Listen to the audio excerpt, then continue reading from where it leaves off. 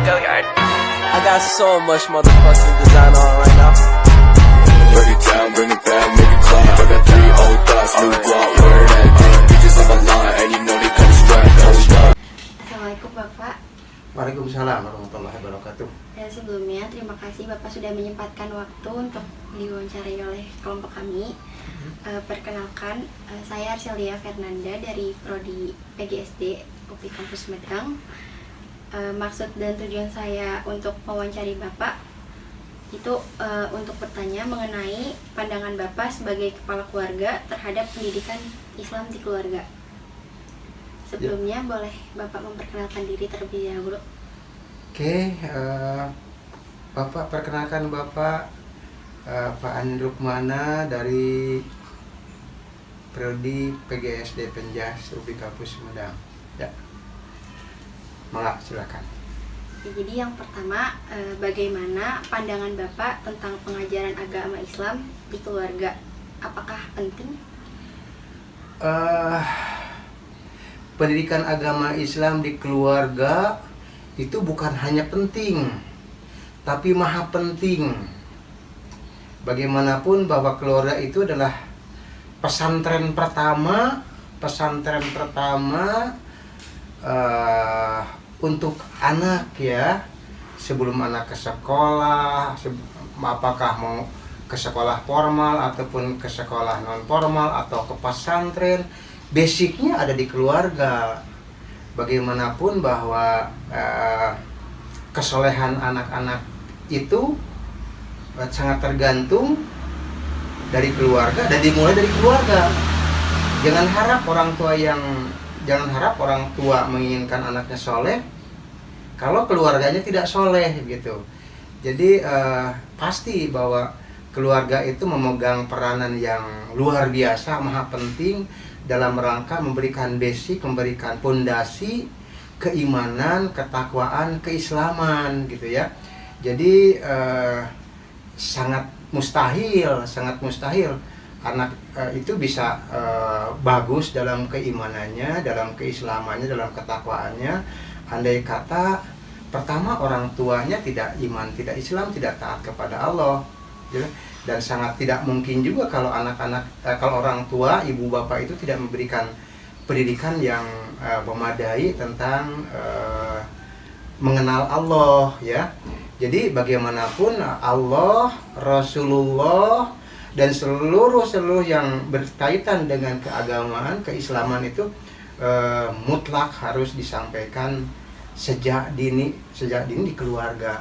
Itu kan bukan hanya pada usia sekolah. Seorang ibu, seorang bapak itu sudah memberikan tatanan agama itu sejak ibunya menikah gitu ya. Sejak ibunya menikah sudah Islami, sedang mengandung juga sudah Islami. Islami dalam pengertian perilaku ibu bapaknya Islami, itu sudah mendidik anaknya kalaupun itu masih dalam kandungan gitu kan. Bagaimanapun pendidikan Islam itu bukan hanya seperti kita mengajari sesuatu gitu kan, bukan hanya dalam bentuk fisik harus A, B, C, D, tapi dalam tatanan perilaku orang tuanya itu sudah pendidikan. Kalau umpamanya dari unsur makanan aja, dari unsur makanan orang tua yang dimakan oleh ibunya pada saat ibu sedang hamil, itu juga memberikan tatanan, itu sudah pendidikan Islam.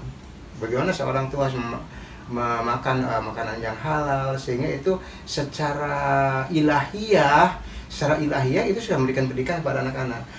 Sangat mungkin kalau anak itu yang diberi makanan oleh ibu bapaknya dalam tanda kutip makanan yang tidak halal sejak masih dalam kandungannya, itu akan melahirkan anak-anak yang baik.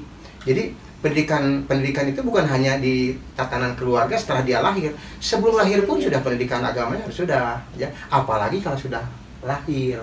Jadi sejak anak itu sebelum lahir bahkan kemudian lahir, jelas pandangan pendidikan agama di keluarga itu sangat penting sekali, maha penting sekali. Jadi bagaimanapun ke depan anak akan seperti apa, akan jadi apa, sangat tergantung ke pendidikan di keluarga. Bagaimana orang tua mendidiknya, bagaimana ibu bapaknya memberikan bekal tentang keimanan, tentang keislaman itu. Jadi menurut Bapak sangat luar biasa, maha penting ya, bukan sangat penting, tapi maha penting, maha penting. Menurut Bapak sendiri, Bapak bagaimana cara mengajarkan agama Islam ke anak-anak Bapak? Ya, anak-anak tadi udah sampaikan sedikit oleh Bapak ya. Jadi mengajari anak-anak kita, apalagi di masa-masa sekarang ya. Masa sekarang itu sudah banyak pendidikan-pendidikan yang nyeleneh ya. Pendidikan-pendidikan baik pendidikan non-Islam ataupun maksudnya pendidikan yang umum atau pendidikan-pendidikan yang Islam sendiri itu seringkali keluar nyeleneh atau sedikit keluar dari rel keislaman. Ada juga orang tua yang bisanya hanya menyuruh, hanya memerintah kepada anak untuk sholat, tapi orang tuanya tidak melakukan memberikan contoh ya. Nah dalam hal ini sebaiknya orang tua mendidik anak-anak dalam kegiatan keagamaan, keislaman itu tidak dalam bentuk perintah, sebaiknya dalam bentuk ajakan ya. Anak-anak ayo kita sholat, anak-anak ayo kita sama-sama ke masjid. Dan yang paling penting adalah uswah, contoh ya. Yang paling penting adalah contoh. Jadi kalau contoh itu beda dengan perintah. Kalau perintah sangat mungkin anak itu mau pada saat diperintah, mau pada saat ada orang tuanya yang memerintah. Tapi pada saat tidak diperintah, anak tidak mau. Jadi yang paling penting adalah bagaimana sosok contoh ya. Orang tua itu jadi panutan anak-anak, diharap anak dalam keimanan, dalam ketakwaan kepada Allah ya. Jadi sebaik-baiknya pendidikan keluarga, pendidikan orang tua, pendidikan ayah dan ibu adalah contoh. Contoh siapa? Contoh dari orang tua. Nyontohnya kan kita nyontoh ke Rasul nih. Contoh kita kan ke Rasul kan. Tapi Rasul yang paling dekat di keluarga adalah orang tua gitu kan. Makanya orang tua itu mesti punya sikap-sikap mencontoh kepada Rasul. Dan contoh Rasul itu dipraktikkan oleh orang tua dalam kehidupan sehari-harinya.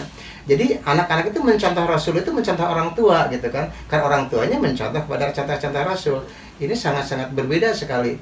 Orang tua yang tipenya hanya memberikan perintah, dengan hanya memberikan contoh gitu kan, sangat lain hasilnya ya. Anak-anak itu akan dengan ikhlas, dengan ridho, dengan senang hati diajak oleh orang tuanya untuk beribadah kepada Allah Subhanahu wa taala. Itu ya, jadi menurut Bapak yang paling penting bagaimana mendidik anak-anak mendidik anak-anak, orang tua itu harus melalui contoh, melalui uswah ya. Uswah siapa? Uswah yang mencontoh pada contoh-contoh Rasulullah yang dicontohkan oleh Rasul. Ya, terima kasih Bapak. Cukup. Oke, tambahannya bagaimanapun bahwa orang tua anak itu adalah fotokopinya dari orang tua ya. Dan orang tua adalah sumber segala-galanya dari anak. Maka apa yang dilakukan oleh orang tua akan jadi pada anaknya. Maka sebaik-baiknya yang dilakukan oleh orang tua itu akan ditiru dan akan menjadi orang tua junior itu berarti meniru kepada orang tuanya ya, gitu aja ya. Oke. Sebelumnya terima kasih banyak Bapak sudah mau diwawancarai oleh kami. Mohon maaf apabila saya ada kesalahan dalam berbicara maupun berbuat. Iya, malah sama-sama terima kasih ya, mudah-mudahan bermanfaat ya. Oke. Terima kasih Bapak. Ya, mangga. Sebelumnya izin memperkenalkan diri lagi Pak. Nama saya Rosia Aniri Salah. Iya betul saya ingat tahu. Saya dari Universitas Pendidikan Indonesia, dari jurusan Pendidikan Guru Sekolah Dasar. Ya. Izin mewawancarai Bapak tentang pendidikan Islam di keluarga ini. Sebelum itu boleh saya tahu Pak tentang identitas Bapak? Oh boleh. Ya kalau nama Bapak sih mungkin ada juga tahu dari tetangga gitu ya. Nama saya ya Adang, lalu disini panggilnya Pak Adang gitu. Terus domisili ya nggak jauh dari tempat ada itu, ya tepatnya ya di Kabupaten Kuningan, desa Cilimus ya, provinsinya Jawa Barat. Nah kebetulan deh ada Cilimus tuh dari zaman dulu ada artinya deh, ya ada artinya. Kalau boleh tahu apa itu Pak artinya Pak? Cilimus itu ciri lingkungan Muslim deh. Iya, ciri lingkungan Muslim. Iya, ciri lingkungan Muslim. Jadi mungkin ada juga tahu di sini banyak musola, tiap RT ada yang dua, ya. Ke 13 kan dua tuh ya, berdekatan. Sini hebat deh, ya. Itu apa lagi deh? Sebelumnya mohon izin dulu ya Pak. Kalau misalkan agama Bapak ini Islam secara keturunan atau mu'alaf Pak? Kalau bapak ya ada juga tahu ya, jangan tanya masalah itu. Kalau bapak ya kakek asli dari sini, lahir di sini di Cilimus ini, ya warisan lah dari zaman dulu ya. Kalau agama Islam ada dari dulu, dari zaman kakek neneknya sejak lahir ya, kakek nenek di sini, ya orang sini yang bikin musola juga ya, kakek saya juga ikut bikin musola itu zaman dulu. Berarti sampai ke anak-anak Bapak juga? Alhamdulillah menikmati musola itu deh ya, menikmati ya. Kalau begitu Pak, menurut pandangan Bapak ini sebagai seorang kepala keluarga di lingkungan orang-orang Muslim juga, yang Bapak juga sendiri beragama Muslim juga, menurut Bapak pandangan Bapak itu seberapa pentingnya Pak pendidikan agama Islam itu di keluarga ini Pak? Aduh, kalau bagi bapak sendiri, Iya, Pak. itu nomor 1, to be number 1 karena zaman sekarang itu nggak boleh dikesampingkan, nggak boleh di nomor 2 kan, tuh harus nomor 1 tentang agama Islam itu. Masalahnya agama itu ya pedoman diri sendirinya itu buat bakal nantinya itu nggak bisa itu di nomor 2, nomor 3, nomor 4 itu harus utama. Bahkan nomor gini deh, anak bapak punya anak 4 deh. Iya Pak. Yang pertama, begitu lahir si bapak harus ada katanya, harus ada kata orang tua bapak tuh. Untuk apa? Untuk ngadanin, membisikin adanya di kuping, di telinga kanan. Itu yang pertama. Terus yang kedua ya untuk membisikkan komat, musola di telinga kiri. Itu harus, bukannya harus. Jadi kalau bisa mah ada sebagai bapak tuh ya. Alhamdulillah bapak sendiri sih ya, anak pertama begitu ada, walaupun di rumah sakit juga bapak ada nih di kuping kanan, di kuping kirinya komat. Anak kedua, anak ketiga, sampai anak keempat, alhamdulillah itu bagi bapak sih dilaksanakan itu. Iya Pak. Amanat dari orang tua itu deh. Iya. Berarti sejak anak itu lahir memang sudah diislamkan. Sudah diislamkan, lo diperkenalkan tuh suara adzan tuh ya, dibisikkan di kuping telinga kanan untuk adzan, di telinga kiri untuk komat deh. Itu katanya kata orang tua bapak tuh, Iya, Pak. harus katanya walaupun ada di Jakarta harus pulang katanya istrinya mau melahirkan. Iya. Itulah maksudnya untuk mengadani ya, memperkenalkan itu deh. Kenalkan. Kenalkan ya surat adzan itu. Berarti emang benar-benar penting ya Pak pendidikan Islam di dalam keluarga ini Pak. Oh, iya. Nomor 1 gitu ya Iya, Pak. nomor 1, to be number 1. Ya, nggak boleh nomor 2. Begitu lahir ke dunia ini ya harus dibisikkan, diperkenalkan, di kuping, di telinga kanan untuk adzan, di telinga kiri untuk komat. Itu kata kakek bapak tuh ya. Tadi mendengar penjelasan Bapak, Bapak bilang kayak anak Bapak itu ada 4 ya Pak. Betul. Terus bagaimana nih cara Bapak ini selaku sebagai kepala keluarga ini mengajarkan atau mengenalkan pendidikan agama Islam ini kepada anak-anak Bapak? Itu yang pertama kan udah diperkenalkan masalah adzan di telinga kanan gitu lahir, terus komatnya di telinga kiri ya deh terus. Nah, anak itu udah berkembang. Ya. Kalau bapak sih berkembangnya kita arahkan, ada kan di sini kan banyak PA, tuh di musola ada, terus kalau maghrib dia berjamaah di musola kebetulan musola bapak tuh dekat, ada 2 di RT bapak tuh musolanya, ada TPA, ada ya segala macam yang berbentuk agama gitu. Terus untuk di rumah ya kita arahkan juga di ya, kalau orang Sunda bilang tuh ngadres katanya, ngadres tuh deh baca Al-Quran setelah sholat maghrib. Iya. Di rumah diajarin pelan-pelan aja, jangan keras-keras. Walaupun lama juga apa-apa, nanti juga dia tuh bisa jalan sendiri, bisa paham gitu deh. Untuk masalah agamanya begitu. Agama. Untuk tentang akidah akhlaknya gitu Pak. Ya sama. Perilaku gitunya juga pasti ya Pak. Ya pasti tuh ya beriku akidah akhlaknya begitu deh. Karena dia sabar atau perilaku kita gitu. Betul ya, kita sebagai orang tua ya namanya juga kan orang tua pasti ada salahnya ada benernya. Kalau bisa mah kita sebagai orang tua jangan diperlihatkan bahwa kita tuh salah. Iya Pak. Kasih pilihan kayak contoh yang baik-baik aja gitu deh. Jangan sampai ya diusahakan jangan sampai anak tahu tentang kejelekan keburukan orang tua gitu deh. Karena orang tua juga sebagai Suri tauladan. Nanti ya kalau orang tuanya nggak bener, anaknya juga niru nggak bener gitu ya. Jadi sebagai orang tua tuh jangan memperlihatkan kejelekan keburukannya gitu deh. Terus selama ini nih Pak, pernah nggak sih Bapak menghadapi penyimpangan terhadap si anak-anak itu?